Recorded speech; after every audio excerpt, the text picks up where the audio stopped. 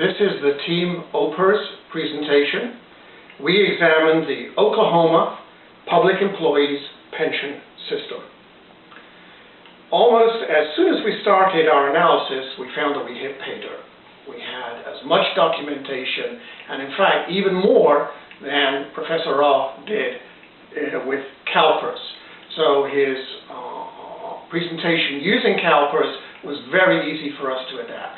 Plus, they go back a little bit longer, and although we were asked to go back with 6 years of data, back with 5 years of data, I was actually able to go back with 6, which was good because it gave us actually a little bit more in terms of the bond rating for the state of Oklahoma, which changed 6 years ago. It has been improving very slightly, but it has been improving.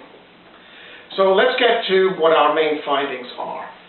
And here, on my laptop, under the first set of calculations that we were asked to look at, which correspond to the ABO method, we find that the pension is underfunded.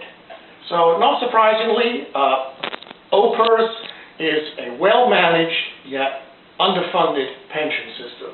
It's pretty severely underfunded. We found out that if you were to unfees the plan by buying bonds, you would run out, bonds where they are priced today, you'd run out of money in 2026. Even under their own rate of return, so their discount rate of 7.5%, they run out in 2032. We did take a look at the at the graph to see what rate it would have to return in order to become self-funding, and that turns out to be 10.5%. The exercise also asked us to analyze it under PVB conditions, which we have here. And in this case, you only last about another year under those same set of assumptions before you run out of money. However, in this case, in order to become self-funding, you have to go from 10.5 to 11%. Not that much more, but you do have to go to it. So one of the things we were asked for were recommendations as to how to deal with this.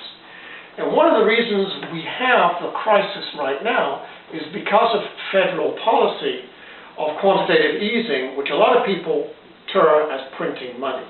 I got to thinking about this because it was said in our lectures that the state cannot print money. Well, that's not completely true. It can print its own general obligation bonds.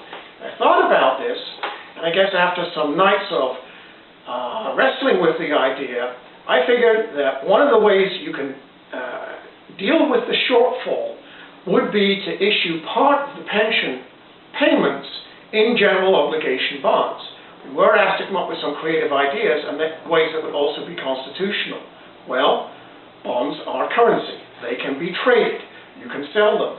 A nice feature for people who would receive them is that they can bequeath them or they can gift them to things, including things that you can't do with pension money, such as paying for education for grandchildren and so on, which would be a nice feature. One of the negative aspects of doing this by issuing scrip, of course, is that people do have bills, especially those that that were lower paid and have less of a pension.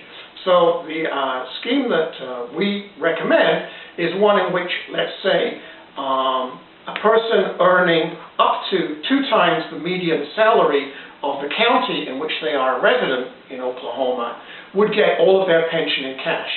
And thereafter, let's say up to 5 times, there would be a sliding scale, beyond which, let's say, if their income is 5 times the median income for the county of their residence in retirement, they would get 80% of their pension paid for in general obligation bonds.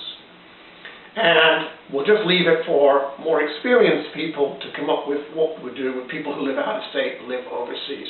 So those are our suggestions, and we hope you like them.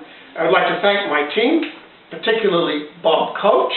He is stationed in Tulsa, Oklahoma. He's our local representative. Also on our team was Natalie Nwuso, who is based in Abuja, Nigeria, and I am Keith Skilling, and I'm based in Laughlin, Nevada. Thank you.